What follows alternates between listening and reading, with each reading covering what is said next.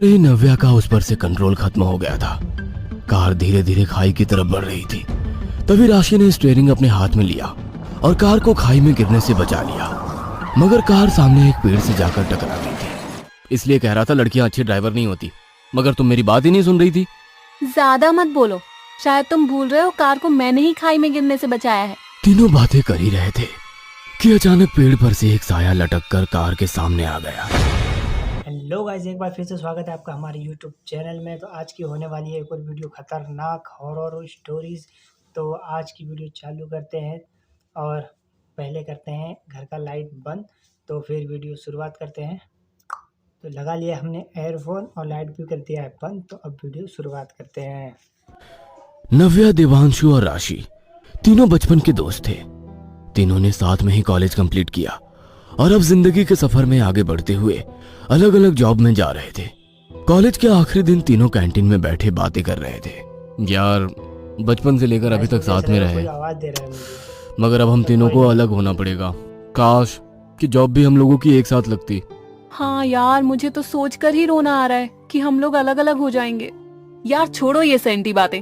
देखो मैंने आज नेट पर क्या सर्च किया है। तू तो हमारी इनसाइक्लोपीडिया है। बता क्या नया ढूंढा है। भोपाल से 700 किलोमीटर दूर एक छोटा सा कस्बा पातालकोट है। वहाँ पर जंगल की ग्रीनरी के साथ साथ वहाँ के लोग अभी भी 100 वर्ष पुराना जीवन जीते हैं। आश्चर्य की बात तो ये है कि वहाँ पर सभी लोग बोने हैं। ऐसी जगह पर जाना किसी एडवेंचर से कम नहीं होगा। It sounds so interesting. Let's plan for that. तीनों दोस्त साथ में टाइम स्पेंड करने के लिए बहुत ज्यादा एक्साइटेड थे। 2 दिन में पूरी तैयारी कर तीनों कार से भोपाल पातालकोट के लिए निकल गए। कार राशि ड्राइव कर रही थी। गूगल मैप के सहारे हाईवे पर कार बिना रुके चल रही थी। गूगल मैप के हिसाब से भोपाल से पातालकोट 6 घंटे की दूरी पर था। कार में तेज म्यूजिक चल रहा था। तीनों सॉन्ग्स को एंजॉय करते हुए नॉन स्टॉप चल रहे थे। कुछ घंटे बीतने के बाद तीनों दोस्त एक ढाबे पर लंच के लिए रुके। छोटू, जल्दी से खाना लेकर आ यार, बहुत तेज भूख लग रही है, कहते हुए देवांशु ने ढाबे पर काम करने वाले छोटे कद के व्यक्ति को आवाज दी। देवांशु की आवाज सुनकर वह व्यक्ति पीछे की ओर पलटा तो तीनों उसकी शक्ल देखकर हैरान रह गए। उसके चेहरे पर दाढ़ी मूंछ थी। वह कोई छोटा बच्चा नहीं बल्कि एक वयस्क व्यक्ति था। वह उन तीनों का ऑर्डर लेने के लिए वहां पर आया। अपने खाने का ऑर्डर देकर तीनों बातों में मशगूल हो गए। वह बौना व्यक्ति जब उन लोगों का ऑर्डर लेकर आया तो उन लोगों के मुंह से पातालकोट का नाम सुनकर हैरानी से उन तीनों की ओर देखकर कहा, क्या कहा आप लोगों ने? आप लोग पातालकोट जा रहे हैं? मत जाइए वहां पर। क्यों ना जाए भाई वहां पर? हाँ, बिना मांगे लोग अपनी राय दे देते हैं, कहते हुए देवांशु उस व्यक्ति को इग्नोर कर रहा था। अरे मत जाइए साहब वहां पर।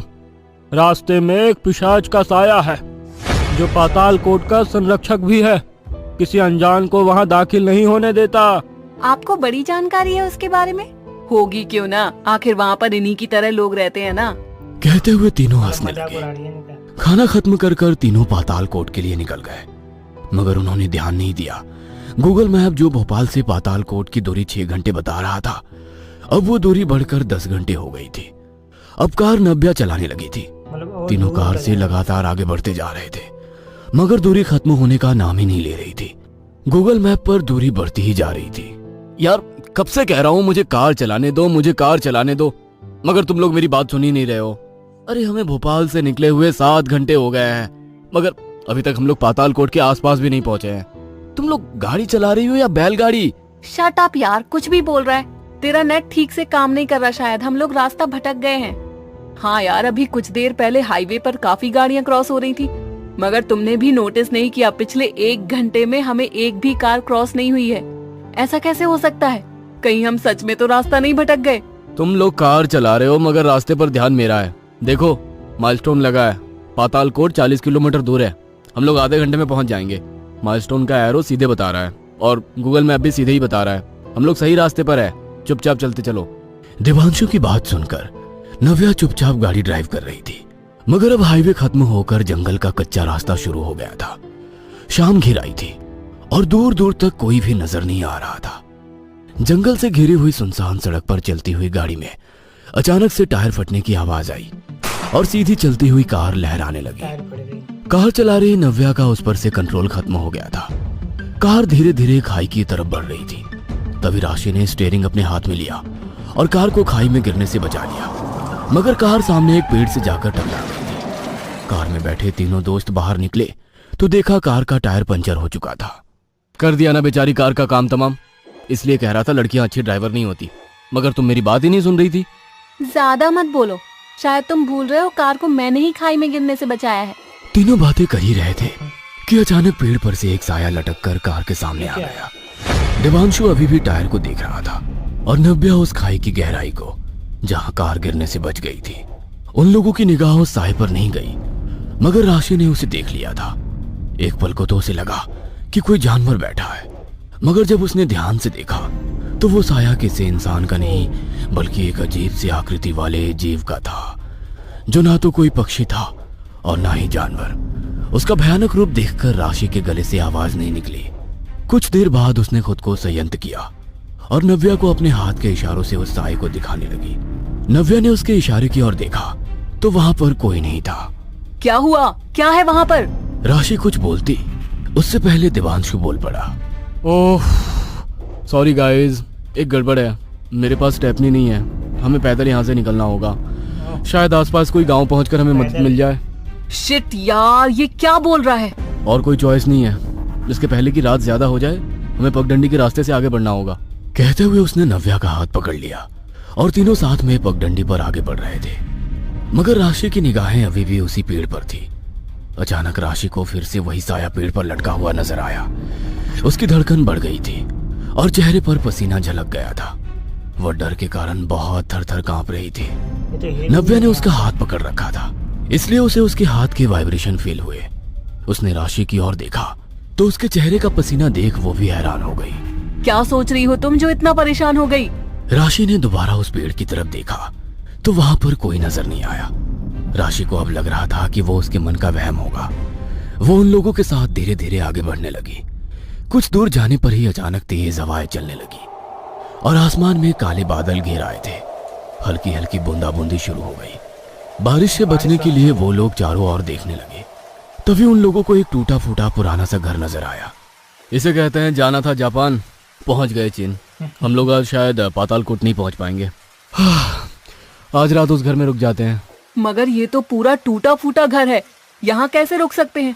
फिर खाने पीने का क्या होगा? ओह नो फिकर no fear when Devanshu is here. कहते हुए उसने अपने पीठू बैग की ओर इशारा किया। इसमें एक टेंट और खाने पीने का सामान है, रात आसानी से निकल जाएगी। कहते हुए उसने घर के अंदर पहुंचकर मोबाइल की टॉर्च ऑन की। घर में जगह जगह कुछ कुछ सामान बिखरा हुआ था। बड़े बड़े मकड़ी के जाले और जमी हुई धूल बयां कर रहे थे कि यहाँ पर बरसों से कोई नहीं आया है। देवांशु ने वहीं एक टेबल पर रखा एक कपड़ा उठाकर थोड़ी सी धूल झटकाई और टेंट लगा दिया। तीनों टेंट के अंदर मोबाइल की रोशनी में बैठे थे। तभी टेंट की दीवार पर एक साया नजर आने लगा। यह साया उसी भयानक आकृति की तरह था जो राशि को पेड़ पर नजर आई थी। उस साये को देखकर राशि की चीख निकल गई। हमारा पीछा करते हुए यहाँ तक आ गया। हम लोग शायद अब नहीं बचेंगे। वो बोना सही बोल रहा था, हमें यहाँ नहीं आना था। नव्या भी अब राशि की तरह डर रही थी। देवांशु के समझ में नहीं आ रहा था कि वो अब क्या करे। कैसे लड़कियों के साथ वो उस घर से बाहर निकले। उसने दोनों लड़कियों के हाथों को पकड़ा और उस घर से भागने लगा। वो बिना रुके भागता जा रहा था और उसे अपने पीछे किसी के चलने की आवाज भी साफ सुनाई दे रही थी। बहुत दूर तक भागने के बाद जब तीनों बुरी तरह से थक गए थे तो एक पेड़ के नीचे खड़े होकर गहरी सांस लेने लगे। कुछ देर बाद जब उनकी थकान थोड़ी सी उतर गई तो देवांशु की नजर सामने की ओर गई। वो लोग उसी घर के बाहर खड़े थे। इतनी देर से एक दिशा में भागने के बाद भी वो लोग वहीं थे। वो साया लटक कर उन तीनों के सामने आ गया और एक ही झटके में उसने तीनों का सर धड़ से अलग कर दिया। तीनों का। अगली सुबह वही ढाबे वाला बौना उन तीनों का शरीर घसीटते हुए जंगल के भीतर ले जा रहा था। अचानक ही उसका रूप वो पिशाच में परिवर्तित हो गया ही था और वो जोर जोर से हंसने लगा। कहीं आप भी तो पातालकोट जाने का प्रोग्राम नहीं बना रहे हैं? तो गाइस वीडियो कैसे लगी अधूरा पिशाच का? मुझे तो काफ़ी डर, मुझे तो ऐसा लग रहा कोई मेरे पीछे है। तो गाइस आपको वीडियो कैसे लगा कमेंट में ज़रूर बता देना। और गाइस आप दोनों ने देख ही लिया कि बोना ही पिशाच था। अब देखते हैं आगे दूसरी वीडियो में मिलते हैं, तब तक के लिए बाय बाय।